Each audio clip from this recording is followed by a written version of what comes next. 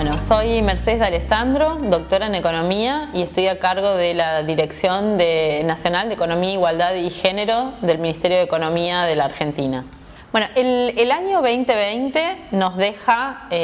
unos grandes desafíos económicos, políticos y sociales. En lo que hace la economía, creo que puso en evidencia algo que sabíamos quienes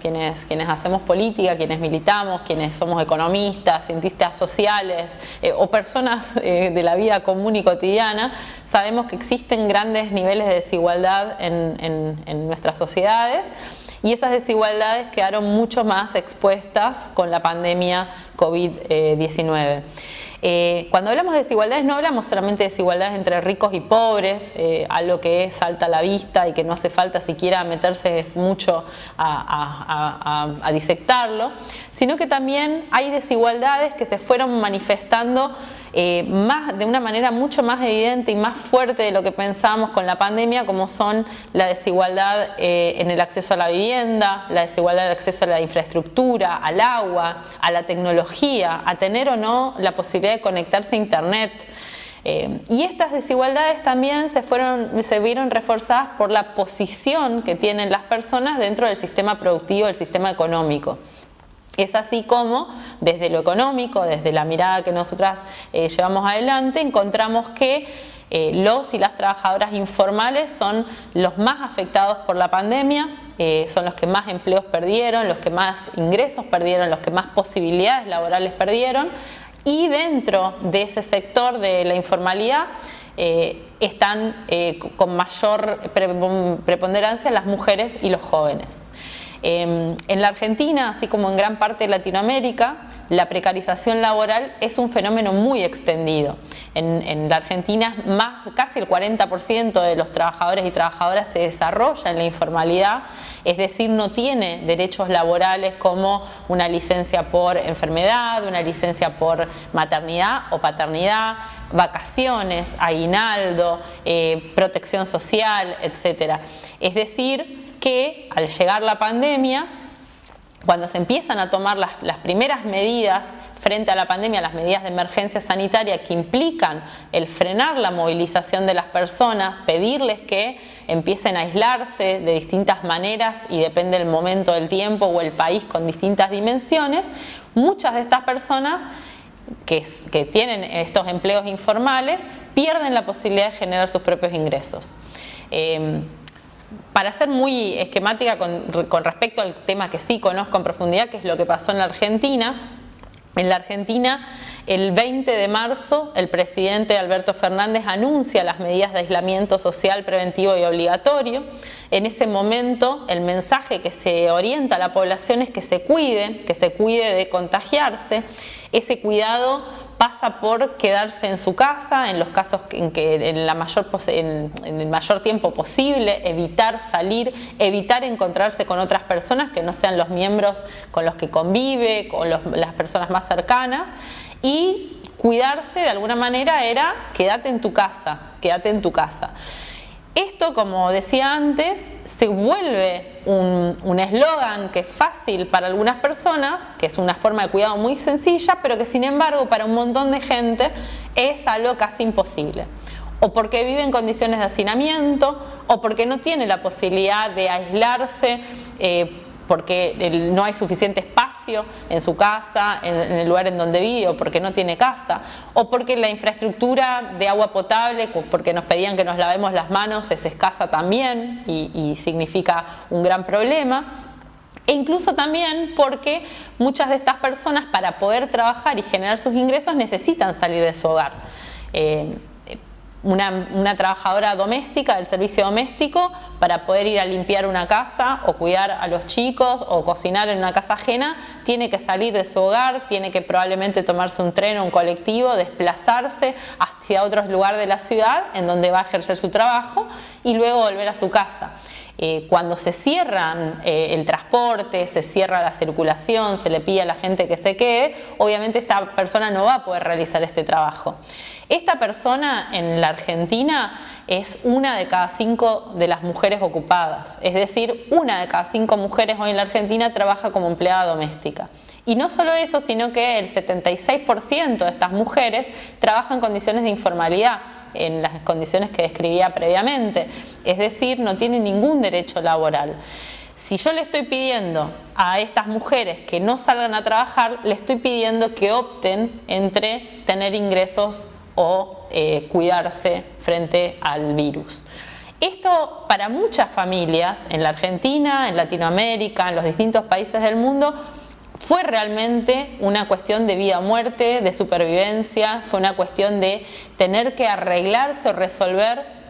con lo que tenían a mano y muchas veces fue con las redes sociales, con las redes sociales, digo sociales no el Facebook, el Twitter, eso, sino las redes de articulación social en los barrios, en las organizaciones territoriales, incluso en la iglesia, es decir, todos los segmentos que se fueron articulando para poder dar respuestas y que las personas puedan mantenerse cuidadas y quedadas en su casa, pero sin embargo no perder el acceso al alimento, no perder el acceso a los servicios básicos, no perder el acceso a medicamentos o algún tratamiento médico que estuvieran llevando adelante y poder de esta manera subsistir.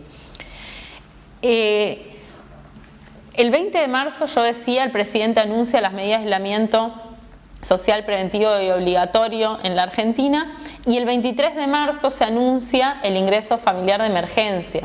El ingreso familiar de emergencia es una de las medidas que toma Argentina y que toman también medidas similares muchos países de la región, Chile, Brasil, no lo hace México, por lo menos no hasta ahora. Y lo que significa este ingreso familiar de emergencia es que el Estado decide que por única vez en ese momento, luego fueron 3 rondas, se va a pagar a las personas que se registren en una página web una cantidad de dinero que representaba en Argentina en este momento un poco más de una canasta básica alimentaria, pero un poquito más de la mitad de un ingreso, de un salario mínimo vital y móvil, 10.000 pesos de Argentina, y esos 10.000 pesos eran para hacer frente a estas necesidades que iban a surgir por el hecho de no poder salir de sus hogares y generar esos ingresos para estos trabajadores informales. Es decir, el ingreso familiar de emergencia estaba orientado específicamente a aquellos trabajadoras y trabajadores que no tenían un empleo en relación de dependencia, un empleo formal, un sueldo que cobrar todos los meses y cuyos ingresos se veían reducidos o eliminados por las medidas de aislamiento que se toman en ese momento. Y cuando digo las fechas, lo digo para mostrar que hay una respuesta muy rápida a el pedido que se hace de quédate en tu casa, la situación que enfrentan los trabajadores que no pueden salir de su casa. Yo mencioné las trabajadoras de casas particulares, pero también podríamos decir un taxista, un plomero, un gasista, una persona que vende en la calle, un vendedor o vendedora ambulante. Es decir, hay muchísimas actividades que viven de la circulación, que viven de salir del hogar y que necesitan salir para poder realizarse y que entonces pierden estas posibilidades. Y cuando se anuncia el ingreso familiar de emergencia, en la Argentina tuvimos también una medida de la desesperación de ese momento. Argentina tiene alrededor de 44 millones de habitantes. Para el ingreso familiar de emergencia se anotaron 12 millones. Esos 12 millones se anotaron en poco más de una semana, es decir, la desesperación o la necesidad que había en ese momento fue tan grande que, bueno, las páginas web obviamente se caían, el sitio se colapsaba, etc. Era una medida que estaba orientada a 4 millones de personas y que terminan entrando en el ingreso familiar de emergencia 8,9 millones de personas en la Argentina. Es decir, casi un 20% de la población de Argentina recibió esa asistencia del Estado que está orientada a sectores informales. Como nosotras sabíamos que dentro de la informalidad las mujeres están sobre representadas, ¿sí? Las mujeres tienen mayores niveles de desempleo, mayores niveles de precarización laboral, menores salarios, son más pobres. Entonces, cuando se empezó a diseñar el ingreso familiar de emergencia, una de las cuestiones que pusimos como centrales era que teníamos que lograr incluir a estas trabajadoras de casas particulares, a estas trabajadoras domésticas. Y justamente el problema era que hay un pequeño sector de estas trabajadoras que tiene un empleo registrado y que entonces hubiese quedado fuera. Pero por cómo está armado el sistema, que quizás se registran por un par de horas, pero la mayoría de las horas están no registradas, muchas quizás hubiesen quedado fuera por cobrar 1.000, 2.000 pesos de Argentina y hubiesen quedado fuera de cobrar estos 10.000. Entonces, cuando hablamos de políticas con perspectiva de género, el ingreso familiar de emergencia es una de las que mencionamos porque dentro de la reglamentación de esta medida pusimos como única excepción de empleo formal a las trabajadoras de casas particulares y porque además sabíamos que como las mujeres estaban sobre representadas en las filas de la informalidad, iba a haber una gran afluencia de mujeres y porque además también hay otro trabajo que es invisible, que no tiene ningún tipo de registro y que muchas veces la sociedad no la valora, que es el trabajo que hacen las amas de casa, como se les suele decir, y que también es un trabajo que sostiene a la economía y sostiene a los hogares. Redondeando un poquito esta idea, lo que quiero decir con esto es que frente a la pandemia y frente a las medidas de aislamiento hubo una serie de políticas que se pusieron en marcha. Yo menciono el ingreso familiar de emergencia porque creo que es algo que sucedió en varios países, pero además por el alcance que tuvo. El ingreso familiar de emergencia es una de las medidas de protección social más grandes de la historia de la Argentina. El antecedente que podemos mencionar es la asignación universal por hijo, que llega hoy a más de 4,5 millones de niñas y niñas y que se está extendiendo un poco más para alcanzar a todos aquellos que estaban desprotegidos. El ingreso familiar de emergencia fue una respuesta quizás la más rápida al problema que generaba el aislamiento de las personas y además una de gran impacto porque llegó a la mayor parte de la población informal. Esta medida se repitió, hubo 3 pagos del ingreso familiar de emergencia.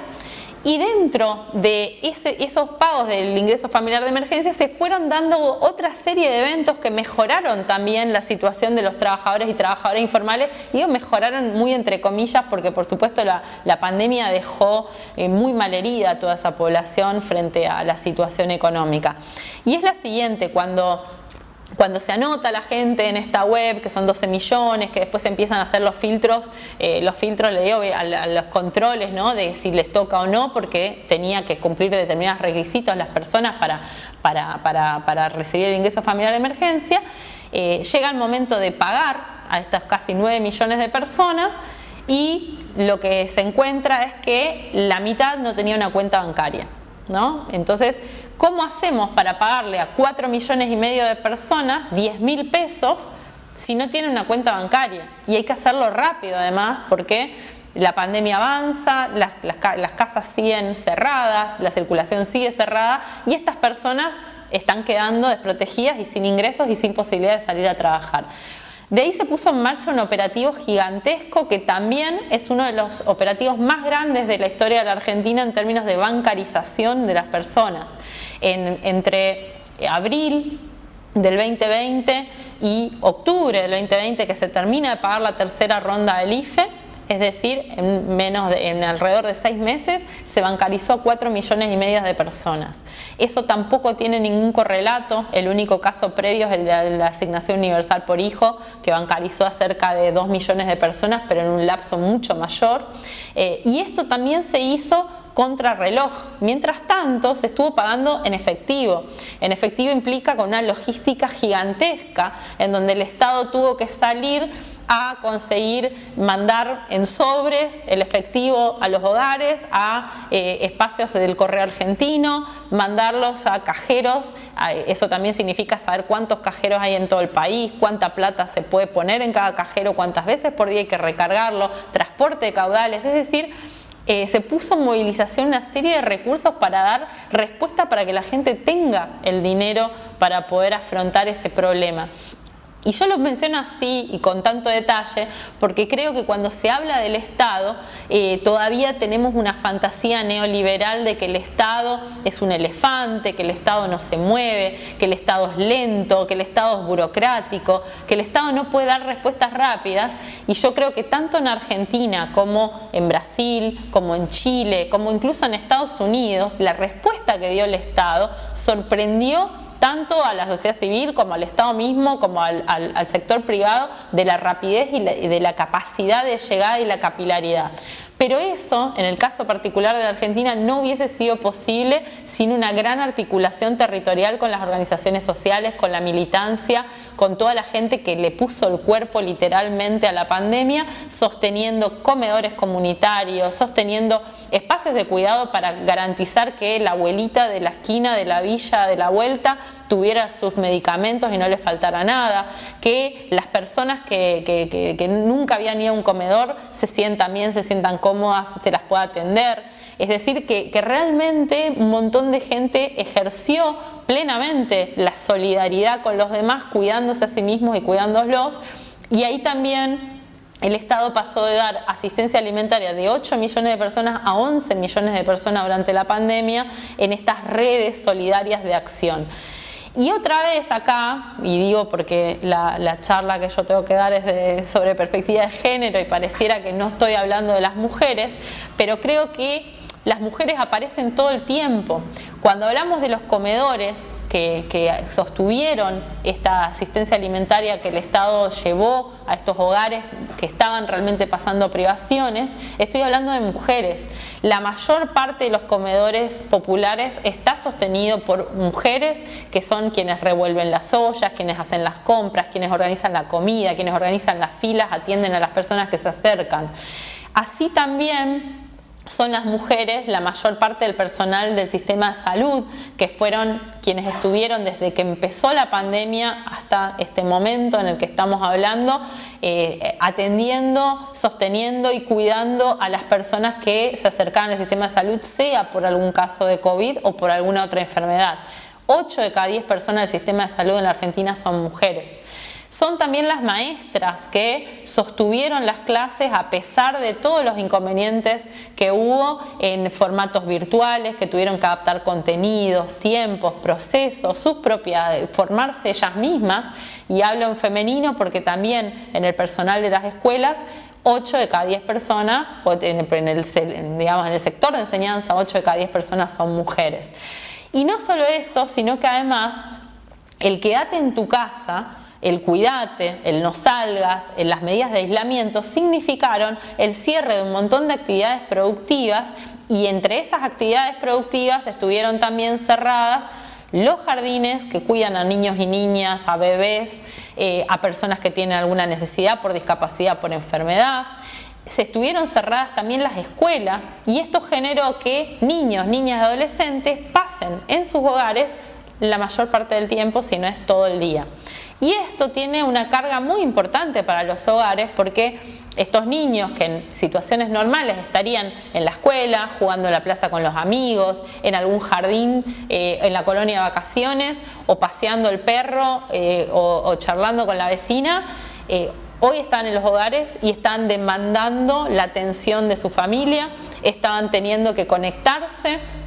para tomar las clases o mirar algún programa de televisión en donde estaban dándose las clases, y esto también demandaba de que los padres estuvieran atendiéndolos con las distintas demandas que tienen los niños en su ciclo de vida. No es lo mismo, por supuesto, un bebé de 3 meses y sus demandas que un joven de 14 años que tiene un grado mayor de autonomía. Pero lo cierto es que dentro de los hogares estas dinámicas, en la Argentina por lo menos, duraron todo el ciclo lectivo, es decir, desde marzo a diciembre, todo el ciclo lectivo las clases se hicieron de manera remota, y esto significó que los chicos estuvieran en los hogares. Y para muchos padres y madres esto significó una carga extra en las tareas de cuidado. Esto significó también, sobre todo para las mujeres, una imposibilidad muy grande de sostener su trabajo, sea de manera presencial o de manera remota, y esto tiene un impacto gigantesco sobre las posibilidades laborales de las mujeres y también de los varones, que dentro de un ratito voy a retomar.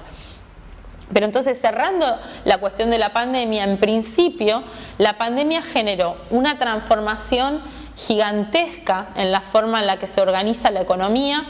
un shock, dirían los economistas, del lado de la oferta y del lado de la demanda. Del lado de la oferta porque se cerraron las unidades productivas, y del lado de la demanda porque al cerrarse la circulación también se cerró la posibilidad de comprar cosas, ¿no? Un dato que me parece que es muy ilustrativo de ese shock de oferta es que durante todo el mes de abril, que fue el mes más cerrado de la cuarentena en la Argentina, no se produjo ninguna unidad de automóvil, ¿no? Es decir, no se produjo un solo auto en todo el mes de abril. Eso es algo que no ocurrió en la historia de nuestro país en ningún momento desde que empezó a haber fábricas automotrices. Eso nos da un poco la magnitud de lo que fue el cierre. Por supuesto, la caída en el transporte, en el uso, se veían los indicadores de energía. Nosotros revisábamos los indicadores de la actividad económica, que no son solamente el crecimiento del PBI o del indicador mensual de actividad económica, sino que también es el uso de la energía, el uso del transporte, los movimientos que hacen las personas, ¿no?, para desplazarse, que generan toda esa actividad económica. Bueno, todo eso estaba planchado. Lo que nunca estuvo planchado en toda la pandemia, de punta a punta, es lo que desde la economía feminista llamamos la economía de los cuidados. No estuvo planchado, por el contrario, multiplicó su trabajo el cuidado en los hogares, el cuidado de los niños, de las personas con discapacidad, de adultos mayores en los hogares, los cuidados de la salud en los hospitales, donde la mayoría son mujeres, el personal, los cuidados en los barrios, con los comedores populares, con las organizaciones sociales, en donde las mujeres son mayoría de quienes prestan estos servicios, y ahí tenemos que la economía de los cuidados estuvo más activa que nunca, aunque la narrativa general que escuchamos una y otra vez es que la economía se había planchado. Y eso es una cosa que me interesa un poco remarcar ahora acerca de cuál es el rol de los cuidados en la economía. Entonces, decía en su momento que ante la pandemia la situación económica se transformó el paisaje económico. Hay actividades económicas que quedaron muy golpeadas por la pandemia,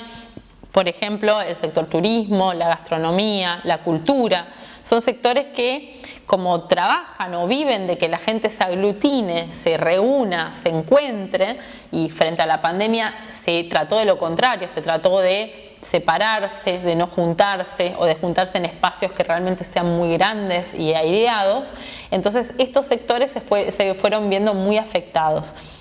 Dentro de esos sectores afectados, nosotras encontramos también que gran parte de esos sectores afectados están feminizados. Por ejemplo, en el sector de la gastronomía hay una porción que son varones, pero la mayor parte, por ejemplo, de las personas que sirven en los hoteles o el personal del servicio de limpieza de los hoteles o de los restaurantes son mujeres. Entonces, hay varios de estos sectores que están en estas cadenas que van reforzando la idea de que en la pandemia quienes más sufren el efecto de la crisis que se genera en torno a la paralización de los sistemas productivos son las mujeres. En ese sentido, la pandemia nos deja dos desafíos muy, muy grandes que tenemos que empezar a pensar y sobre los cuales tenemos mucho que renovar en las teorías que nosotras venimos reproduciendo y utilizando en nuestras prácticas políticas, en nuestras prácticas económicas e incluso en los programas de estudio universitarios. Dos de los temas que me parecen más relevantes atender en este momento son, por un lado,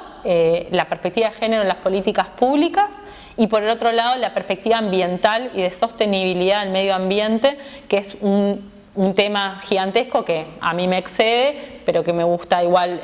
mencionarlo, y que creo que entre los dos son los grandes desafíos que tenemos por delante para renovar un poco los discursos, las energías y sobre todo las herramientas, porque Creo que quienes estamos del progresismo hacia la izquierda, por decirlo de algún modo, en el discurso lo tenemos bastante incorporado, somos cada vez más feministas, trabajamos cada vez más por pensar y por generar respuestas feministas hacia algunos problemas, pero sin embargo todavía nos falta. Nos falta porque cuando miramos equipos de gobierno, equipos de gestión, cuando miramos equipos políticos, quienes se sientan a la mesa, quienes debaten, siempre vemos muchos varones. Siempre vemos muchos varones en jerarquías, en toma de decisiones, en espacios que son horizontales, pero que siempre están muchos los varones. Y eso también tiene un porqué detrás que tiene que ver con esta economía de los cuidados que hablábamos hace un ratito. Y eso entonces va engarzado en una serie de cosas que tenemos que empezar a transformar. Pero antes de llegar a eso, que es cómo empoderamos a las mujeres para que den estos pasos, me parece que también es importante ver por qué decimos que la perspectiva de género es importante para transformar o dar respuesta a la crisis económica que está dejando el COVID a lo largo de todo el planeta. Yo decía que cuando se anuncia las medidas de aislamiento en la Argentina, la cuarentena, y esto tiene su correlato en todos los otros países, solamente cambia un poquito el grado de apertura, una de las cosas que nosotras vemos con los datos, con los indicadores, en la Argentina tenemos la encuesta permanente de hogares, que es el instrumento que nos permite hacer mediciones acerca de la actividad económica de una manera bastante rápida, con un par de meses de delay, pero bastante rápido para lo que hay. Lo que nosotras vemos es que de diciembre de 2019 a el segundo trimestre del 2020, es decir, cuando tenemos la parálisis incorporada porque se cierran todos los sectores productivos, etcétera, vemos una caída de la tasa de actividad gigantesca. Lo que se llama población económicamente activa cae 10 puntos en la Argentina. Quiere decir que 10% es la diferencia entre lo que empieza y lo que sigue. Pasamos a que de cada 6 de cada 10 personas estén trabajando, estén 5 de cada 10 personas trabajando o buscando trabajo. Y esto es un número que no tiene, no encontramos dimensión en el caso de las mujeres, que es mucha. La caída también es de 10 puntos, pero se agrava porque las mujeres quedan en nivel de participación económica histórico, es decir, no tenemos esos valores de participación económica en las mujeres de 1986 en la Argentina. ¿Qué significa esto? Que la pandemia y la paralización, cuando hacemos esta medición, nos muestra que un montón de gente se quedó en la casa, dejó de ir a trabajar o dejó de ir a buscar trabajo. Eso es lo que me muestra ese indicador de población económicamente activa. Y entonces lo que nosotros decíamos cuando teníamos este dato es: necesitamos ver el escalón siguiente, el trimestre siguiente, que es cuando abrimos un poco la economía, si esta gente que se retiró de la población económicamente activa vuelve o no. ¿Por qué digo esto? Porque los otros indicadores que solemos mirar quienes seguimos la economía son la tasa de empleo, la tasa de desempleo, la subocupación, pero eso es porque en general la población económicamente activa se mantiene más o menos estable y en todo caso va aumentando a lo largo del tiempo un poquitito, ¿no? Dentro de eso nosotros vemos la precarización, la formalidad, informalidad, el empleo, desempleo, etc. Pero la pandemia lo que hizo es modificar esa estructura y nos hizo que un montón de gente se retirara del mercado laboral, por lo menos momentáneamente. Y entonces cuando miramos el desempleo solamente había crecido 3 puntos. Y esto llamaba la atención frente a lo que veíamos alrededor, que eran ciudades, un país entero cerrado. Y también lo que mirábamos en países como, por ejemplo, Estados Unidos, que batió récords de desempleo y que batió récords de gente pidiendo subsidios al empleo, que tiene que ver también con una serie de medidas que se toman en Argentina, como la prohibición de los despidos, la doble indemnización, que en Estados Unidos no existen y que es un mercado laboral mucho más flexible y que por eso se deshizo tan rápidamente los trabajadores, cuando en la Argentina no sucedió eso. En el mercado formal sí sucedió en el mercado informal. Pero entonces, cuando estábamos esperando en los datos del tercer trimestre, que es cuando se empezó a abrir la economía y todos los indicadores industriales nos mostraban recuperación, los indicadores económicos mostraban que empezaba a subir, que había más energía, más uso del transporte, más uso del petróleo, etcétera, y todo el sector productivista festejaba estos brotes verdes, entre comillas, nosotros estábamos esperando esos datos de actividad, y los datos de actividad nos muestran que se recuperó 5 puntos de esa caída de 10, es decir, se recuperó a la mitad, quiere decir, no volvió toda esa población que se retiró del mercado laboral todavía al mercado laboral en la Argentina. Estos datos del tercer trimestre del 2020, todavía nos falta el último para ver cómo sigue esa película, y lo que nos está mostrando además es que las mujeres vuelven mucho menos que los varones, y que dentro de las mujeres madres vuelven mucho menos que los varones o que las mujeres sin hijos. Y esto es un dato muy relevante porque nos pone frente a lo que en la economía feminista llamamos la crisis de los cuidados. Entonces, ¿qué significa la crisis de los cuidados? Desde hace mucho tiempo en la economía feminista se plantea que hay una redistribución asimétrica de las tareas de cuidado y las tareas del hogar. Son tareas que no son remuneradas, que se hacen al interior de los hogares y que se suelen asumir como tareas femeninas o que históricamente han desarrollado las mujeres. Lavar, planchar, cocinar, hacer las compras, organizar la casa, organizar toda la logística también de qué vamos a comer hoy, mañana, pasado, la semana que viene, cómo administrar el dinero para esas cosas, acompañar a los niños y niñas a la escuela, buscarlos, hacer las tareas, comprarle la ropa, bañarlos, cuidar a una persona que tiene una discapacidad o algún familiar que está enfermo, acompañarlo al médico, sacar un turno. Es decir, son una serie de tareas infinitas que, como se desarrollan en el interior de los hogares, se asumen como tareas privadas, ¿no? Tareas que forman parte de la índole de lo privado, pero que además recaen sobre las mujeres. Y cuando digo recaen sobre las mujeres es que los datos que tenemos de uso del tiempo, que son los datos que suelen medir estas actividades, que para el caso de Argentina se relevaron una sola vez en el año 2013 y que esperamos que el año 2021 se pueda empezar a relevar de una manera más sistemática. Hay una ley que se pasó en el Congreso para esto. Estos datos nos muestran que las mujeres dedican 3 veces más tiempo a estas tareas que los varones. Y no solamente las mujeres dedican 3 veces más tiempo que estas tareas estos varones, sino que en promedio son casi 7 horas diarias. Es decir, que son casi una jornada laboral extra para las personas que desarrollan estas tareas. Y además también podemos decir que incluso una mujer que trabaja full time fuera de su hogar por un sueldo, maestra, enfermera, en un comercio, en la industria textil, en lo que sea,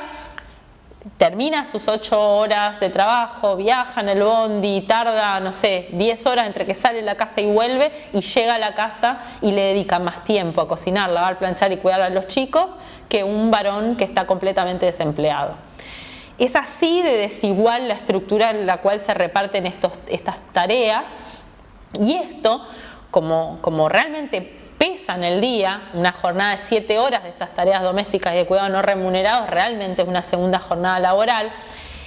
Muchas personas, las que tienen posibilidades económicas de nivel de ingreso alto, terciarizan estas tareas, es decir, contratan a una persona que ayuda en el hogar, se le suele decir, a una trabajadora doméstica, que, como dije al principio, de manera informal y con el salario más bajo de la economía en la Argentina. Esto es algo que se replica en México, Brasil, en Chile, en todos los países latinoamericanos.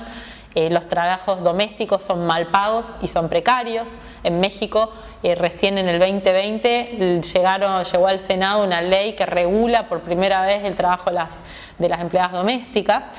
Pero digamos que lo que pasa con eso es que quienes pueden pagarlo contratan a alguien para que limpie, lave, cocine, planche, o contratan un delivery, o contratan una niñera o alguien que cuide, una cuidadora, y con eso ganan tiempo, ¿no? Reciben tiempo extra para sus tareas laborales, pero quienes tienen menores ingresos, las personas más pobres, en general no les queda otra que realizarlas en sí mismas, y eso significa una pobreza extra que nosotras le llamamos la pobreza de tiempo, ¿no? Es decir, que esta estructura desigual de la repartición de las tareas domésticas y de cuidados no remunerados tiene un impacto no solo sobre el tiempo que se le puede dedicar luego a las tareas pagas, al trabajo sí remunerado, sino que también tiene un impacto para las personas que no pueden directamente salir a trabajar porque tienen que hacer esto, y entonces son amas de casa forzadas o por decisión, pero que no les queda otra que quedarse a realizar estas tareas,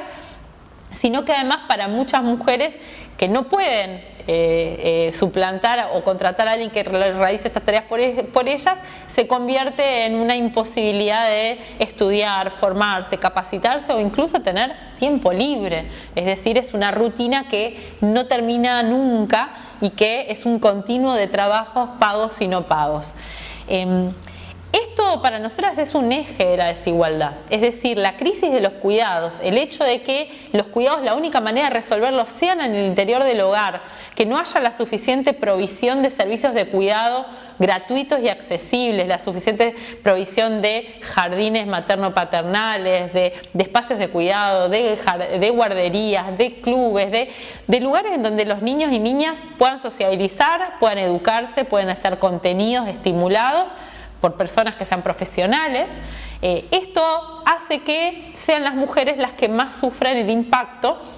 de tener que hacerse cargo de estas tareas. Muchas niñas que se quedan al cuidado de hermanitos o hermanitas menores o de algún pariente familiar enfermo que está en el hogar. Muchas mujeres tienen jornadas ininterrumpidas de esto, otras tienen que tener jornadas entrecortadas. Esto hace que se inserten en trabajos precarios. Estos trabajos precarios en general vienen con poco crecimiento dentro de su profesión, carrera o calificación, y además también son más sensibles a estos movimientos sísmicos como el que tuvimos con la pandemia, pero que también se ven en muchas crisis. Es decir, esta redistribución asimétrica de los cuidados al interior del hogar, que se asume como algo personal, privado, en realidad tiene un impacto hacia afuera, público, muy importante, que refuerza las brechas de desigualdad entre varones y mujeres, pero además refuerza las brechas de desigualdad en general de nuestra sociedad. Una de las cosas que nos mostró la pandemia, uno de los grandes temas de la pandemia fue el de las escuelas. Se debatió a lo largo de casi toda la pandemia y sobre todo de la mitad para adelante, cuando ya el cansancio en los hogares empezó a hacer notar que la escuela era una forma de resolver los cuidados que tenían muchas familias. Es decir, una familia profesional que trabaja 8 horas fuera del hogar, que tiene que desplazarse de su lugar de trabajo, lo que suele hacer es dejar a sus hijos en la escuela, a veces en una jornada de doble escolaridad, de 6 horas, 8 horas, que les permite llevar adelante esta logística de los chicos van a la escuela, yo me voy a trabajar, nos reencontramos a la noche. Y a lo sumo, uno de los miembros del hogar, en el hogar tipo, digamos, es el que uno va un poco antes y los busca, otro se va antes del trabajo, se acomodan de alguna manera para poder cumplir con esta logística. El hecho de que las escuelas estén cerradas no tiene un impacto solamente en la educación y en la psicología y en las posibilidades que tienen los niños y niñas de ahora en adelante frente a esto, que realmente ha perjudicado muchísimo la calidad de la enseñanza y sus posibilidades a futuro, sino que tiene también un impacto sobre las posibilidades de trabajo de las familias que tienen niños y niñas en los hogares. Los datos nos están mostrando que las mujeres les cuesta más buscar trabajo o insertarse laboralmente o volver a las ocupaciones que tenían mientras las escuelas permanecen cerradas. No quiero que esto suene como una cosa de si hay que abrir las escuelas corriendo, porque entendemos y sabemos que la apertura de las escuelas no es simplemente abrir una puerta y que entren los niños y niñas ahí, sino que también la apertura de la escuela implica una movilización gigante, es decir, no sé, en ciudades grandes como puede ser Capital Federal, puede ser la Ciudad de México o cualquier ciudad, una urbe grande, que los niños vayan a las escuelas todos los días significa que se muevan en el transporte público, ellos muchas veces con sus padres, que se transporten también maestras, maestros, personal no docente de los establecimientos educativos, que hay muchas personas de riesgo entre estos docentes y no docentes que participan en la enseñanza, también entre quienes manejan el transporte, es decir, implica una movilización de millones de personas al mismo tiempo en el mismo momento. Es decir, no es una decisión que se pueda tomar solamente contemplando una variable, sino que tiene una serie de variables para mirar. Pero sin duda, una de las variables que no ha estado mucho sobre la discusión es el impacto que tiene esto en las brechas de género, en tanto y en cuanto las tareas de cuidado no se dividen de una manera más simétrica. ¿Qué quiero decir con esto? Que frente al cierre de las escuelas, las que están teniendo el mayor problema son las mujeres que son madres. Y esto da cualquiera sea la organización familiar que haya, si haya mamá, papá, mamá sola, mamá con familia ensamblada. Las que se llevan la peor parte son las mujeres que son madres. Y esto es algo que, bueno, nosotros estamos en una dirección de economía y género y es algo que, por supuesto, nos tiene trabajando constantemente para buscar alternativas y soluciones, pero que debería ponernos a pensar no solo en el problema de coyuntura y de corto plazo frente al cierre o apertura de escuelas, que es algo que ojalá se resuelva pronto, sino que tiene que hacernos reflexionar acerca de toda la estructura de cuidados y cómo los cuidados son un eje tan sustancial y tan importante de la vida productiva. Desde la Dirección de Género nosotras publicamos un documento que seguramente lo comparta como bibliografía para seguir un poco este debate, que lo que hace es medir cuál es el aporte de los cuidados al Producto Bruto Interno, pero que además también los plantea como un sector estratégico, que tenemos que empezar a pensar los cuidados como parte del tejido productivo. No podemos producir autos, no podemos producir edificios, no podemos construir puentes, no podemos hacer escuelas y no podemos hacer nada si no hay alguien que se ocupe de que los hogares estén organizados, limpios, armados y los niños y niñas estén cuidados, atendidos y con sus necesidades básicas satisfechas. Y esto en nuestra sociedad lo realizan mayoritariamente las mujeres. Y esto es algo que para las mujeres tiene un costo gigantesco que pasa por su tiempo, por sus posibilidades de estudiar, de formarse, de trabajar e incluso de hacer política, que es con lo que hablaba hace un rato.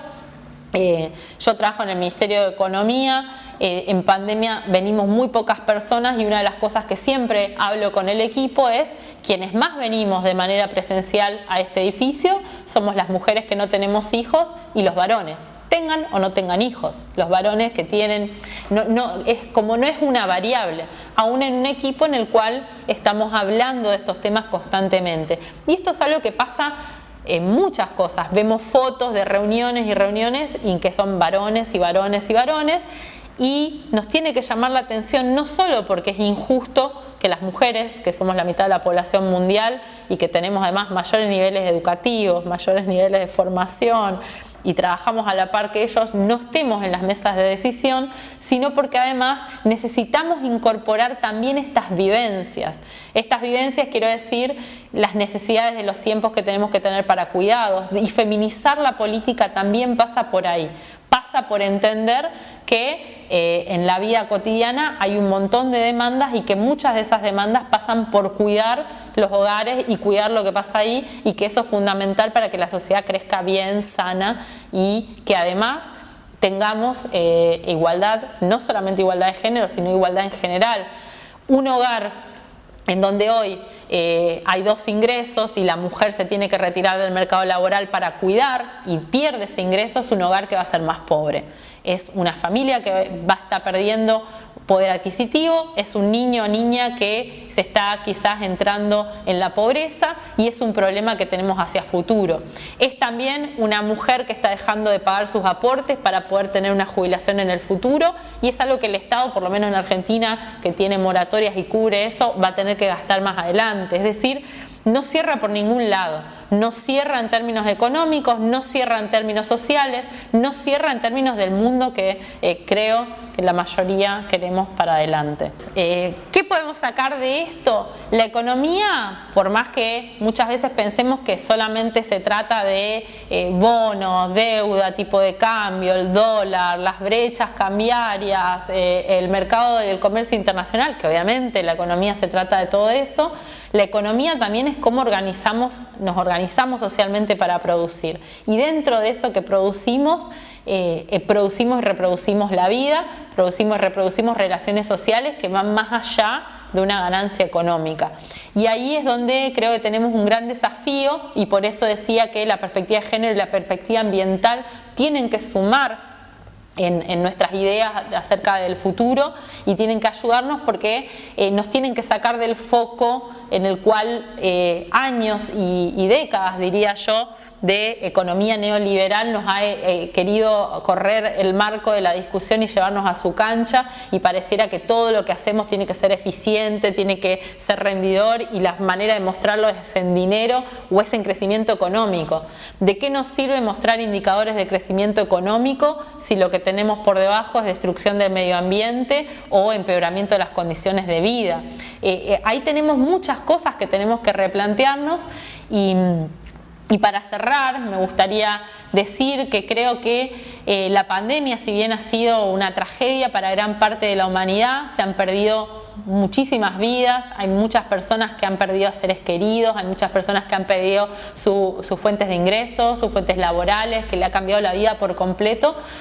Tiene que realmente ser esta oportunidad que creo que mantenemos cierta ilusión de que en algún momento realmente suceda un cambio de mentalidad, un cambio de forma de pensar. Pero creo que esa forma de pensar ya la venimos construyendo hace tiempo, que es el momento de cambiar la forma en la que actuamos, es el momento de cambiar las herramientas con las que trabajamos, y creo que en ese sentido tenemos que darnos el espacio de producir herramientas de cambio social. Tenemos muchos caminos a disposición, desde la militancia en los barrios, en las universidades, en el lugar en donde uno esté, hasta la gestión pública o incluso en el sector privado, en los vínculos y diálogos que podamos establecer. Creo que no nos podemos dar el lujo de dejar pasar esto. La pandemia no solo nos puso en evidencia las desigualdades, sino que las está amplificando. Las está amplificando, y si no hacemos algo para detener eso, no se va a detener por sí solo. Y ahí es donde creo que, por lo menos en Argentina, hemos dado algunos pasos que son importantes. Para mí, yo presenté el problema, lo que hicimos con el ingreso familiar de emergencia, pero también ha salido la ley del impuesto a las grandes fortunas, se ha hecho el programa Asistencia al Trabajo y la Producción, que es un programa que asistió a las empresas para que no despidan trabajadores, para que se sostengan produciendo, para que no se murieran directamente en la pandemia y se perdiera tejido productivo,